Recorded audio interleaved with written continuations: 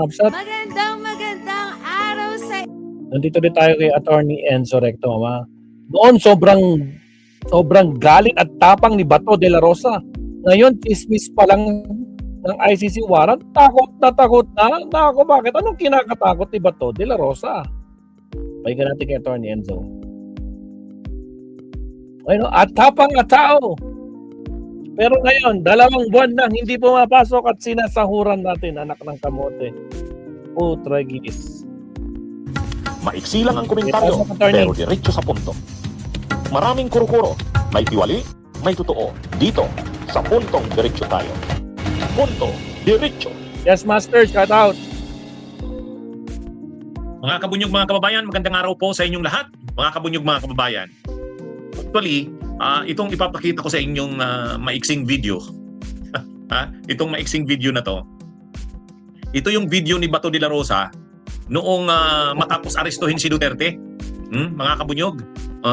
Di ba inaresto si Duterte March 11 yata yan? March 11, 2025. Pagkagaling ni Duterte sa Hong Kong, pagbaba niya sa NAIA, ayan, naghihintay na doon. Sila General Torre, no?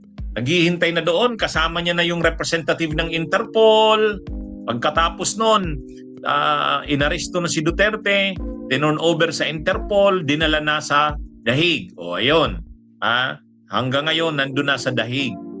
Ngayon, matapos yun, yung pag-aresto na yun kay Duterte, agad-agad nagsagawa ng rally ang mga DDS.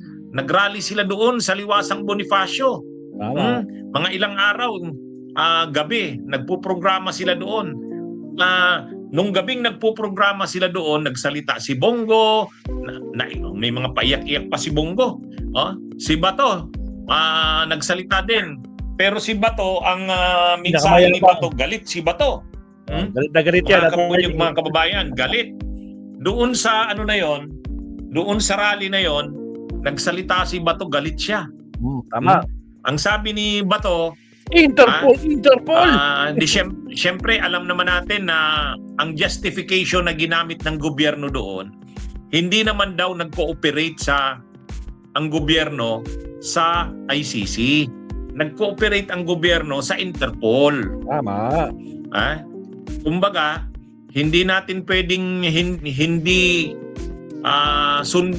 tayo pwedeng hindi mag-cooperate sa Interpol kasi member tayo ng Interpol. Maaaring sa ICC hindi na tayo member, pero sa Interpol member tayo. At saka marami na rin tayong mga hininging tulong sa Interpol. Kaya nung maglabas ng arrest warrant ang ICC at humingi ng tulong ang ICC sa Interpol, yung Interpol naman humingi ng tulong sa ating gobyerno. Kaya ang gobyerno naman nag-cooperate sa Interpol. Kaya ayon sa gobyerno, hindi tayo dapat pag-isipan na parang walang batayan yung ating ginawa dahil yung ginawa kay Duterte ay pagsunod sa obligasyon natin sa Interpol. Ngayon si Bato galit doon. Galit sa ganung rason si Bato. Sabi ni Bato, Interpol, alam ko yung Interpol. Huwag niyo akong hindi tungkol sa mga Interpol na yan. Magandang gabi sa ating lahat! Ayan lang. Ito lang. Sa totoo lang, ako'y nahihiyang magsabi sa inyo. O inganyuhin kayo na magsabi na bring him home. Dahil in the first place, hindi natin siya napigilan na dalhin doon sa ICC. Ako talaga masama ang loob ko. Haya ako sabihan kayo na bring him home. Na in the first place, hindi ko naman talaga siya napigilan na... Paano mo mapipigilan? Wala ka! Nasaan ka? Nung binabasahan siya ni General Torre, nasaan ka ba to? Missing in action ka kasi pakakala mo pakati ikaw kasama. Ngayon, na-bluff ka lang na hawak na ng may kopya na si Boying Rimulya.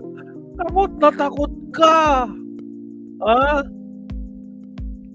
Ano nang update sa'yo ba to? Uy, 2026 na, malapit-lapit ka na. Ala ko pa, oh. Ala. biyahe doon sa ICC. Oh. Ay napakasama ang loob ko. Nung nangyari yun, hindi ko alam kung anong nararamdaman ko. Para bang ganito na tayo ngayon, ka-helpless. Sarili nating pulis ang magdadala ng ating dating presidente, piliting isakay sa eroplano para ibiyahe doon sa The Hague, Netherlands. On what basis? Oh, yan na. On what basis? Bumubuelo pala siya, eh. Palaging sinasabi ni President Marcos, Yan na. hindi namin nire-recognize ang ICC. Kasi hindi natin membro. Hindi kami nagko-cooperate sa ICC. Anong ginawang rason ni Pangulong Bongbong Marcos?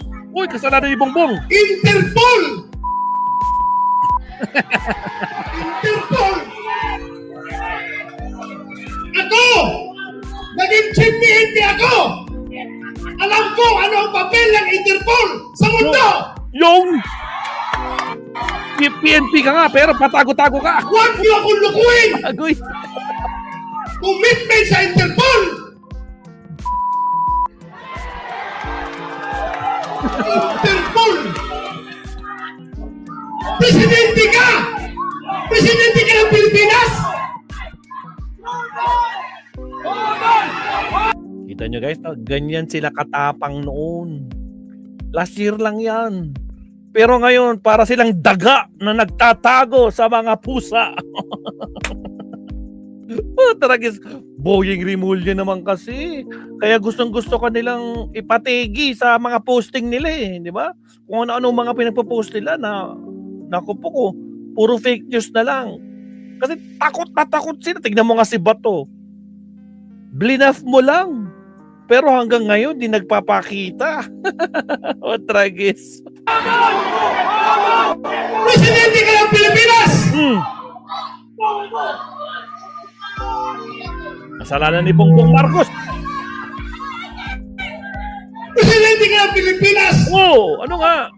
Magpaprison ka sa Interpol? Ha? Pero ang lumalabas, mas gigil, mas atat sila kaysa Interpol, kaysa ICC. Atat sila na ibiyahe si Pangulong Duterte. Bakit? Diba? Putragis ngayon ka lang nagangaw ng ganyan, ha? Eh, dapat noon pa. Diba? Eh, umalingasaw na yung, alam mo na, lumabas na sa balita.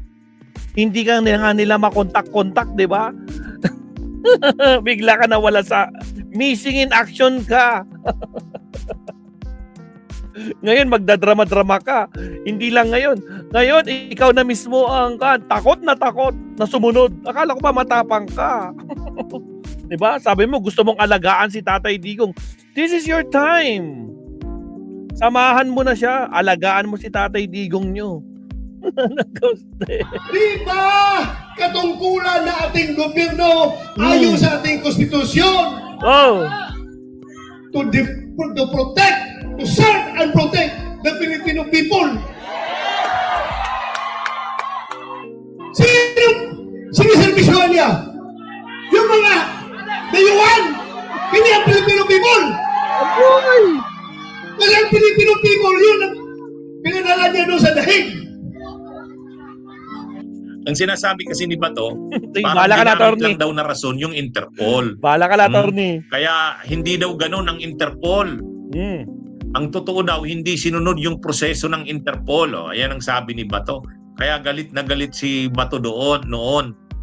Nung nagsalita siya sa rally na yon. Ha? May ano pa nga siya, pamura-mura pa siya. BS. Allen Valencia siya tawag. BS. Kumbaga, ano yan, talagang makita mo kay Bato, galit na galit siya. O, kaya lang, okay, galit na galit si Bato noon sa ginawa kay Duterte. Ha? Ngayon, siya naman ngayon na nakasalang. Siya naman ngayon na nakasalang. O anong magagawa niya ngayon? Tragis. O, noon, akala mo, tapang-tapang ni Bato, galit. Galit sa gobyerno sa ginawa kay Duterte. O, ngayon, siya naman ngayon ang nakaambang aarestuhin. Anong ginawa niya? Nagtago. O hanggang ngayon nagtatago pa. Pero nung nagsalita siya doon sa rally na yon, akala mo ano siya? Ang tapang. Nung nagsalita siya sa rally na yon, akala mo galit siya. Sabi parang wag niyo nga akong pinagluloko. Hindi niyo ako kayang lukuhin sa ganyan. Parang ganun yung sinasabi ni Bato eh. Pero ngayon, kung pipicturan niyo si Bato, wala, nanginginig sa takot.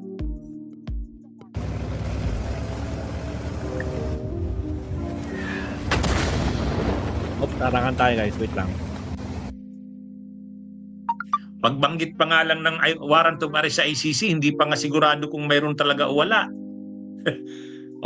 Anong nangyayari kay Bato ngayon? Nagtatago. Yan. Ikumpara nyo, actually may isa pa yung video si Bato. Nung hinahamon niya si Trillanes. Isa pa yon. Doon naman, pinapagita niya, go ahead, Mr. Trillanes. Make my day. Gusto mo, ikaw pang mag-aresto sa akin. Doon, pinapakita din doon ni Bato, matapang siya, hindi siya takot. Tapos yun na naman, pagka-aresto ni Duterte, nag-rally na naman. Pinakita niya na naman. Galit siya sa mga rason ng gobyerno. Sabi niya, huwag niyo akong pinagluloko. Interpol kayo, Interpol. Alam ko yan, yung mga Interpol na yan. Hindi totoo yung sinasabi niyo. Galit na naman si Bato. Pero ngayon, nasaan si Bato? yung mga pinakita niya, galit siya, na matapang siya, hindi mo siya pwedeng lukuhin. Nasaan siya ngayon? Yan.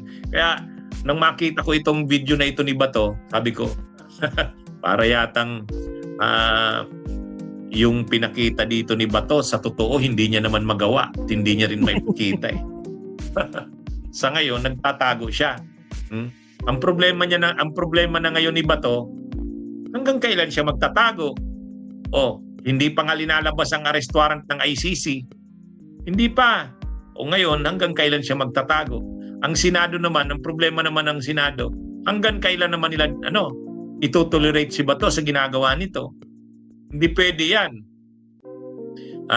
Nagsisweldo siya tapos 300,000 Saka inihalal siya ng taong bayan na maging senador, hindi niya naman nagagampanan ng trabaho. Hanggang kailan siya magtatago diyan? Kaya ito mga kabunyog, mga kababayan, itong taong 2026 na ito, sabi ni dating Senador Sonny Trillanes, sige, hintayin pa natin. Mga ilang araw pa, ilang buwan pa na ganyan pa rin, pa-file na natin ng ethics complaint si Bato. Kasi siyempre, hindi niya ginagampanan ang trabaho niya bilang senador. Kaya, awol. sa susunod na mga araw, pagpatuloy pa rin si Batong nagtatago, ayon kay dating Senador Sonny Trillanes, hindi na ito palalampasin. Tama lang naman. Dapat kasuhan na si Bato sa Ethics Committee. Kapag hindi pa rin nagpakita nitong susunod na mga araw o buwan. Kaya lang, yun na nga. Pag binalikan mo yung mga panahon na si Bato ay matapang, na maano ka, biglang akala mo ang tapang-tapang talaga.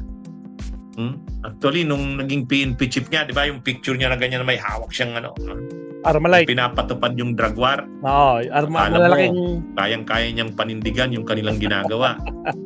Actually, marami yung mga statement si Bato na papanindigan niya daw. Kung magkaroon daw sila ng kaso ni Duterte tungkol dyan sa drug war, handa daw siyang harapin niya. Ngayon, nasaan na yun? Wala na. Tapos nung Tago-tago. sinabihan niya rin si Trillanes, go ahead, Mr. Trillanes. Ikaw na mag-posa sa akin. Nasaan na yun ngayon? Tapos yung rally na naman na yun nung ma-aresto na si Duterte. Interpol kayo ng Interpol. Huwag niyo kung galit na galit siya. Matapang si Bato noon. Tapos ngayon biglang Umurong. nagtatago. Umurong yung Ay, ano buntot. ba itong nangyari kay Bato? Okay, mga kabunyog, mga kababayan, magandang araw sa inyong lahat. Bunyog! Salamat, Attorney Enzo. Grabe talaga mga kabsat, no? Oh my G. Naka po. Bato, lumabas-labas ka na. Ano na? Bato? Agoy. Grabe naman si Bato. Salamat, Attorney Enzo. Bisitahin naman natin yung favorite natin, no, na attorney. Siyempre, walang iba kundi si Attorney Claire. Mabsat, countdown muna tayo. Mga tragis. Guys, sa mga bagong pasok dyan, maraming salamat po. Happy New Year!